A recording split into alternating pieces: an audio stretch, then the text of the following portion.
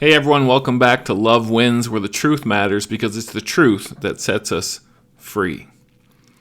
A few weeks ago I did a video on deconstructing. It didn't do very well, so I'm doing another one. Not because I'm hoping it's going to do better or because the last one did poorly. Most people try and repeat videos that do well. I'm doing this one again because it's an important topic, and I think people don't realize how important it is. So right off the hop, we need to recognize that we as humans are seeking certainty, and there's nothing wrong with that.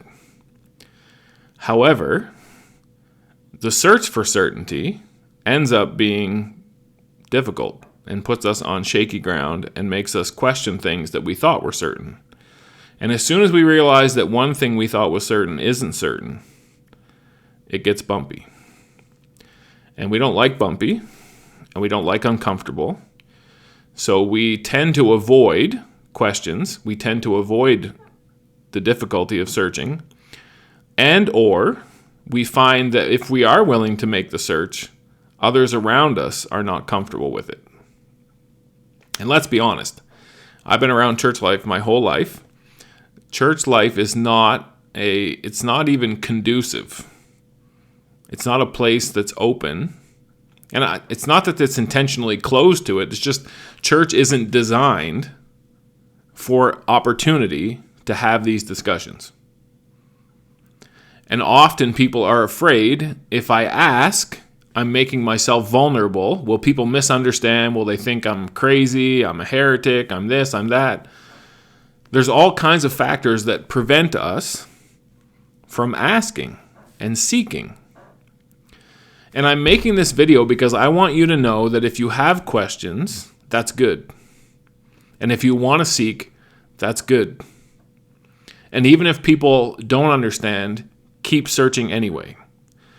So my title today is provocative, but it's not provocative in a clickbaity way because the title is true. Jesus came deconstructing. So we often say Jesus came preaching, Jesus came teaching, Jesus came healing, and he certainly did all those things. But he also came deconstructing. His famous Sermon on the Mount is a masterclass in deconstruction, from the very beginning to the very end. Now, you may never have looked at it that way, but once you look at it that way, it's undeniable.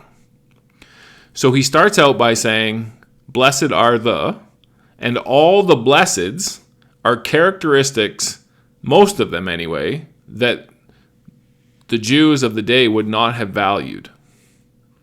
But Jesus calls them blessed. So he's turning their worldview upside down. When he went into the temple at the beginning of his ministry, what did he do? He turned the tables upside down. As his Sermon on the Mount continues, he says, "You've been told, but I say. You've heard, but I say." He's deconstructing. And the lead into that deconstruction was this statement: "I have not come to destroy the law and the prophets. I have come to fulfill them," or to flesh them out. It's a statement of deconstruction. Why would he need to say, "I didn't come to destroy the law and the prophets," which is a reference to the entire Old Testament, the scriptures that the Jewish faith was based on? Why would he need to say, "I haven't come to destroy it," unless he knew that they would feel that he had?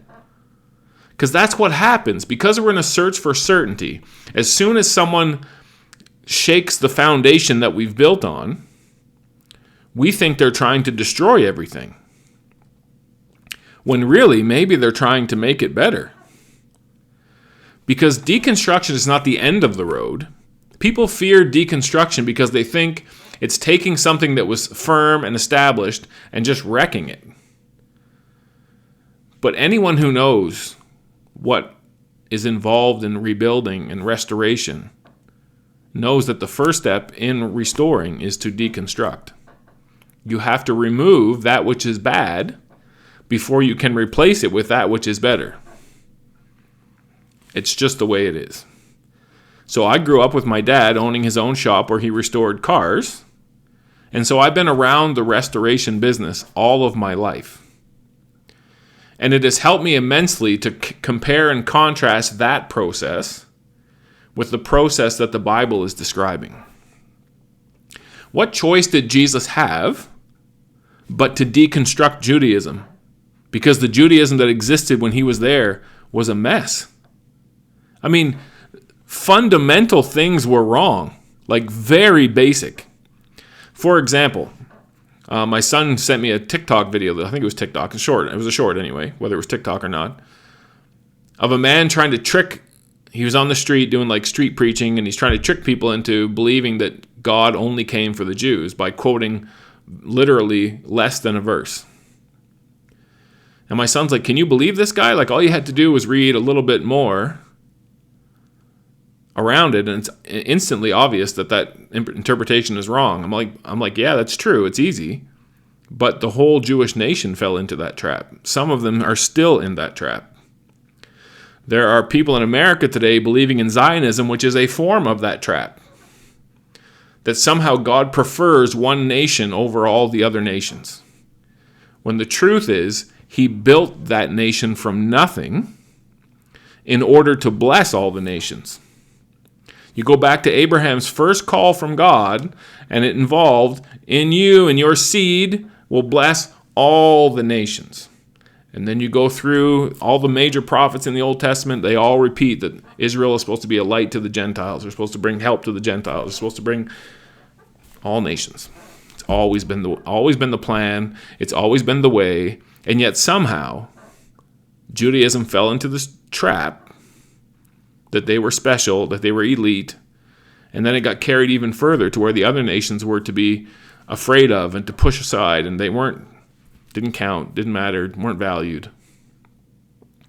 Jesus had no choice but to deconstruct so that he could reconstruct. So this whole deconstruction movement is huge on the internet right now. You got Mormons deconstructing and telling their stories and exposing all the stuff that they found in their church that isn't true, and Jehovah's Witnesses doing the same, and others doing the same. And many Christians are terrified of this movement. We should be applauding it. We should be encouraging it. We should actually be opening up our churches as places for safe deconstruction. And if your church isn't safe, or if you don't have a church, I would strongly encourage you to find people around you who are also searching. You don't have to be from the same religion, because if the Bible is true, and I believe that it is, then there is only one God, and there is only one truth. That's not popular to say today, but it's reality. If you have a friend, you only have that one friend, and he is only that one person, or she is only that one person. There isn't two of them. There isn't three versions of them.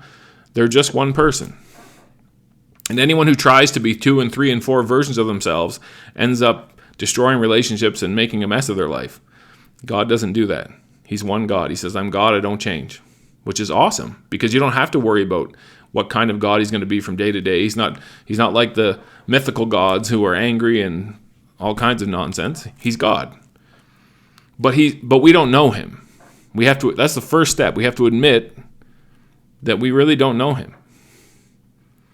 And so the reason Jesus came was to reveal the Father. He says, if you've seen me, Philip, John 14, if you've seen me, Philip, you've seen God. So the God of the Old Testament and Jesus are not different. That's a common misconception. Again, a truth that can be discovered if we're willing to set aside what we think and let the Bible speak. So I had a fascinating conversation today with a person I've never met yet who has listened to a few of my videos, and he asked me some deep questions today. Awesome. Like, I get so excited when I find people, even if I don't agree with them, even if I think that they're off on a wrong tangent, because I know God is able. God can steer a moving ship. And if people are really seeking after him, they will find him. That's what the Bible promises.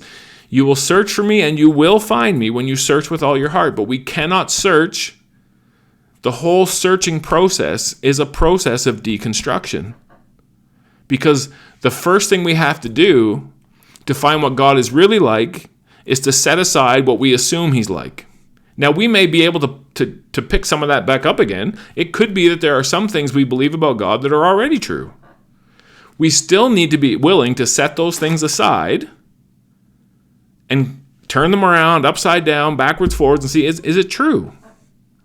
Does it hold up to the Jesus test?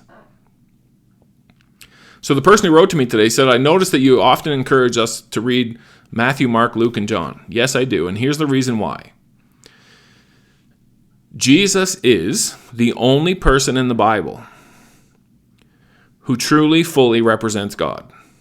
He's God in human flesh. Moses couldn't do it. David couldn't do it. Noah couldn't do it. Nobody else could do it. So the reason why some things in the Old Testament seem off is because the Old Testament is people who don't fully reflect God. So when they say God said, or God felt this way, or God did this, maybe, or maybe that's what they believed, but it wasn't actually true. You say, really? Are there really stories in the Bible of people who served God who believed things that weren't true? Yes. Let me give you a quick example. In the story of Elijah, and Elijah is one of my, if not my favorite Bible character. So I'm not here to diss on Elijah. But we have to be honest with the story. We have to be honest with the fact that Elijah is a human being like us who doesn't know everything and makes mistakes and is searching and seeking just like we are. Now you may say, well, yeah, but he was ahead of us. Well, maybe he was, but being ahead of us doesn't mean that we've arrived. In fact, I would say that the closest human to knowing what God is like is still eons away. How do I know that? Let me give you a biblical, before I get into Elijah, just let me tell you quickly. When Daniel and John were both given a picture, a vision of Jesus in his glory, and they both fainted because they couldn't handle it. That's how far God is. And that wasn't even his full. If God revealed himself in his full glory, we would die, literally die. So Elijah goes to the king and says it's not going to rain, goes to the river. If you know the story, you know the story. If you don't, it's in 1 Kings 17 and onward. He gets fed there by ravens. He drinks water from the brook until it dries up. And then God sends him out of Israel to a widow of Zarephath. And he lives there, and God blesses her flour and her oil. It never runs out, and they're doing fine. And then her son dies. And when her son dies, she cries out to Elijah that God has killed her son because of some sin that she committed. That God's taking vengeance on her for her past. Now, if Elijah fully understood what God is like, he would have sat her down and said, no, God's not like that. But he doesn't. In fact, when he goes to pray to God, he reveals that he also believes what she believes. It's a very pagan view of God. It's not true. Because Elijah is a human, and he doesn't fully know God. But he is following God the best way he knows how for where he's at and the time he's had and the knowledge and opportunity that he's had.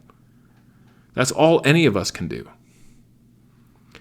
So when you watch my videos and you go, he's wrong about that. Maybe I am. I don't claim to know everything.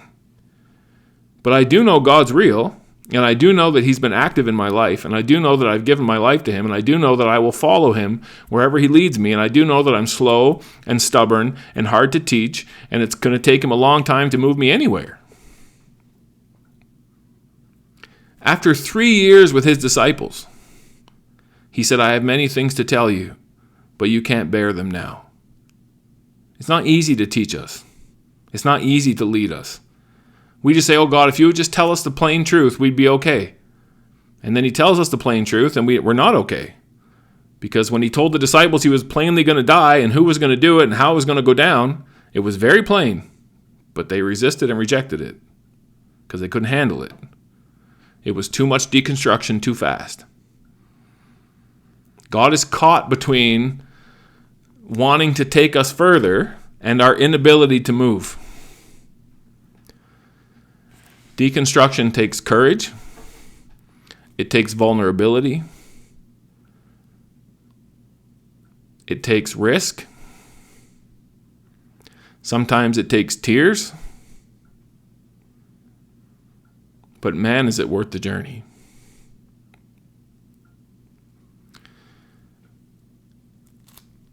Whoever you are, wherever you are, try and find community where you can talk to other people who are also seeking and searching. Be patient with yourself. Be patient with them. Ask them to be patient with you. Tell them you'll be patient with them. And I do have some good news. I know safe places are hard to find. I know building community around faith is difficult. But it's not impossible. I love the church I belong to. Is it where I want it to be? No. But it's moving, and that's awesome. Here's something else that's awesome. I am in the process of moving my channel to the place where I can have memberships and discussion, community-based things live with anyone who wants to be involved. And what I plan to do with that, as time allows, is to build a safe place online where people can ask questions. I'm not going to say that I have the answers, but we can explore it together. We can look at the Bible. We can look at Jesus.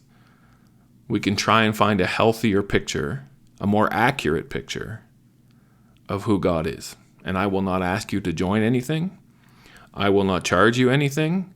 I am not in this for any other reason than I want people to find the joy and the peace and the freedom and the awesomeness that I found in Jesus.